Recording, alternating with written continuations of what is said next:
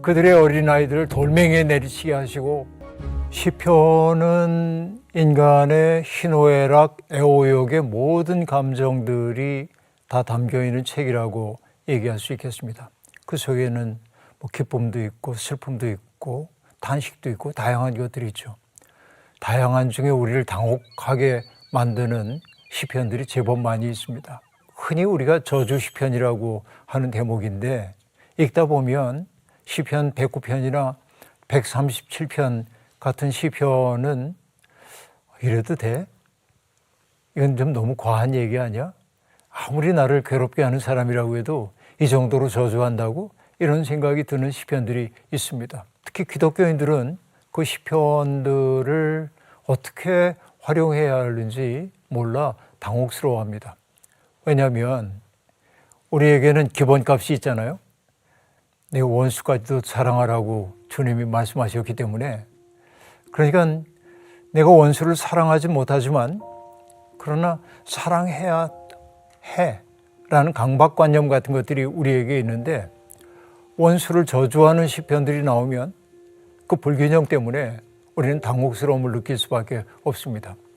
많은 기독교인들이 저주 시편들을 패스할 때가 아주 많이 있어요. 저주 시편은 우리와는 관계가 없는 거야 하면서 패스하고 또 직면하려고 하지 않습니다.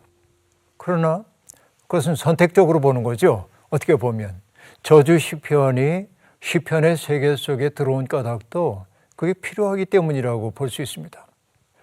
내가 살다 보면 늘 어떤 그 조건 속에서 살 수밖에 없고, 역사적 조건일 수도 있고 자연적 환경의 조건일 수도 있고 다양한 인간관계의 조건일 수도 있습니다.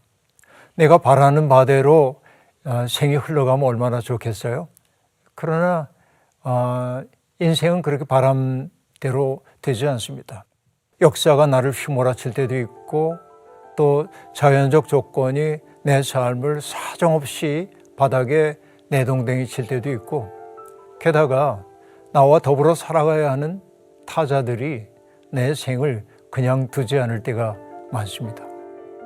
왜냐하면 사람은 저마다 세상의 중심이기 때문에 중심과 중심 사이에 갈등이 없을 수가 없어요. 다 자기를 중심으로 생각하기 때문에 그렇습니다.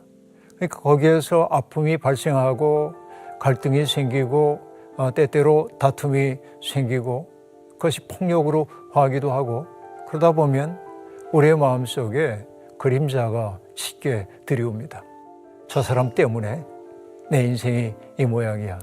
어떻게 보면 내 마음속에 있는 누구인가에 대한 분노라고 하는 것은 해소되지 않은 그림자라고 얘기할 수 있습니다. 내 속에 그림자들이 진하게 생겨나요. 그런데 우리가 해소되지 않은 그림자를 내 속에 이렇게 두고 있으면은 점점 그림자의 영역이 커져요. 그게 나를 지배하기 시작합니다. 그것이 원망하는 마음으로 터져나오고 있고, 때때로 그것이 자기 비하의 감정으로 화할 때도 있습니다. 중요한 건 뭐냐? 내 마음속에 있는 실현되지 않은 욕망이 그림자처럼 변해버린 그것이 밖으로 나와서 드러나야 할 때가 있습니다. 왜? 그래야 그 그림자가 나를 장악하는 힘이 줄어들어요. 근데 우리는 내 원수를 사랑하라는 얘기를 들었기 때문에 얘가 나오려고만 하면 눌러. 근데 우리가 경험이 있잖아요. 스프링처럼 이게 점점 누적되는 거예요. 그러다 보면은 어떤 순간에 나도 모르는 사이에 뚝을 넘고 내 마음속에 있는 분노, 서러움, 그리고 이런 그 부정적 감정들이 타자들에게 향해서 관계를 돌이킬 수 없게 만들 때가 아주 많이 있습니다. 근데 우리가 봐야 할 것은 뭐냐? 시편은 하나님을 향한 기도이고 하나님을 향한 노래입니다. 그러니까 이 마음속에 억눌린 부정적 감정을 가지고 있는 사람들이 그것을 사람들 앞에 가지고 와서 쏟아내면 우리의 관계는 돌이킬 수 없이 어려워질 때가 있습니다. 근데 그 마음을 가지고 하나님 앞에 가요. 하나님, 나 정말 이 사람 미워요. 시편에 그런 얘기 나오잖아요. 그들의 아내가 과부가 되게 해주시고 이런 말들, 이 저주이죠. 그들의 어린아이들을 돌멩이에 내리치게 하시고, 얼마나 폭력적인 말입니까? 무섭죠, 이런 말들은. 그런데 그런 말이 터져 나올 수밖에 없는 생애 상황 속에 있었던 사람들이 있단 말이죠. 근데 그들은 그것을 자기를 괴롭혔던 사람에게 가져가지 않고 하나님에게로 가지고 갔습니다. 그걸 드러내놨어요. 그때 비로소 시작되는 게 뭐냐면 하나님의 치유가 시작됩니다. 그래서 우리가 하나님 앞에 기도할 때 언제나 고상한 말, 하나님 듣기에 좋은 말, 이런 말들만 하는 게 좋은 기도인 것처럼 생각하지만 그건 허위의식일 때가 아주 많이 있습니다. 그래서 내 마음을 있는 그대로, 우리가 시편 51편도 얘기하잖아요. 하나님이 기뻐하시는 제사는 상한 마음의 제사라고 얘기했습니다. 나의 상한 마음, 내 속에서 으깨져 버린 나의 마음, 내 속에 있는 부정적인 마음들, 그것들을 가지고 이게 접니다라고 얘기할 때 하나님의 치유가 시작된다라고 하는 것이죠. 그런데 시편에 등장하고 있는 그 불편한 구절들, 그 구절들을 직면하는 순간 어떤 일이 벌어집니까? 캐트린 노리스라고 하는 분이 했던 말인데, 시편의 불편한 그 구절들은 우리의 마음을 갈아엎는데,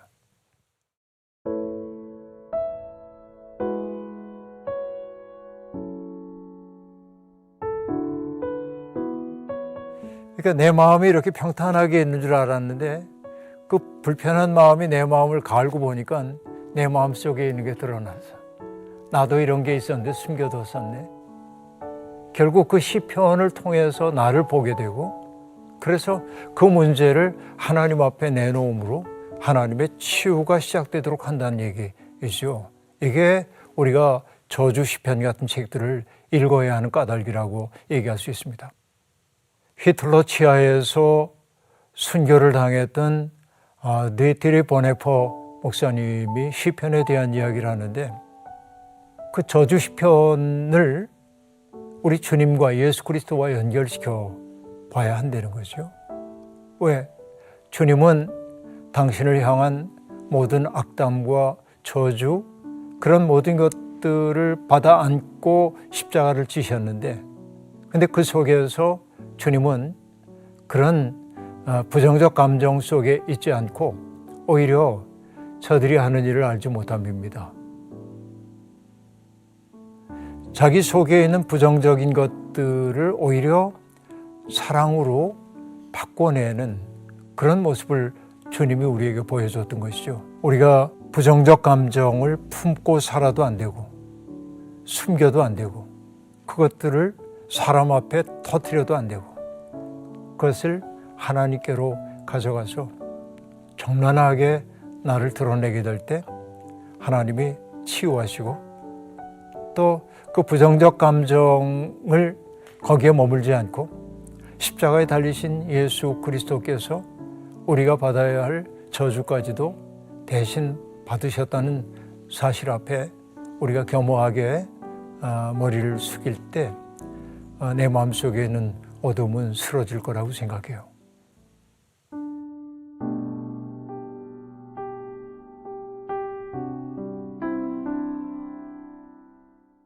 하나님은 우리가 언어로 바꾼 기도만을 들으시는 분이 아니죠. 하나님은 땅에서 들려오는 신음소리를 들으시는 분이라고 성경이 얘기합니다. 아벨이 흘린 피가 외치는 소리를 하나님 들으셨다고 얘기합니다. 마치 어린아이들이 옹알거리면 부모들은 아이의 필요가 무엇인지를 알아차리는 것처럼 언어화하지 않고 하나님 앞에 침묵한다 해도 침묵조차도 하나님 앞에는 기도로 들릴 수 있는 거죠. 이게 이제 중요합니다. 그러니까 때때로 하나님 앞에 가서 하나님 제 마음 아시죠? 하고 앉아 있어도 기도해요. 그런데 속이 부글부글 끓어가지고 견딜 수가 없어가지고 정말 하나님 앞에 아무 게 정말 미워요 라고 얘기를 할 때 하나님은 보고 못난 놈 그러지 않는다 그 얘기지. 네 마음의 아픔을 내가 알겠다. 그런데 재밌는 건 뭐냐면 무의식의 심연 속에 있었던 것들이 나를 굉장히 괴롭히는데 이거를 일단 밖으로 내놓고 나면 그 부정적인 감정이 나를 사로잡는 힘은 약화돼요. 거듭거듭 그것을 내 의식의 표면 속에서 바라보게 될 때, 특별히 하나님의 은총의 빛 앞에서 바라보게 될 때 그 부정적 감정이 나를 장악하는 힘이 사라지는 것을 경험합니다. 그래서 저는 흔히 해결과 해소를 구별하는데 기도를 통해 내 원수가 사라지진 않아요.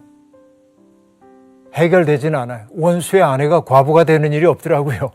그런데 하나님 앞에 그렇게 기도를 하게 될 때 어떤 일이 벌어지냐면 내 속에 있던 응어리들이 녹아내리는 걸 경험해.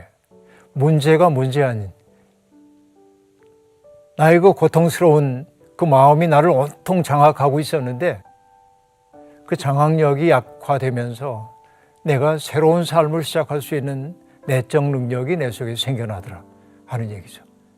이것이 우리가 하나님 앞에 내 마음을 있는 그대로 드러내야 할 까닭 가운데 하나입니다.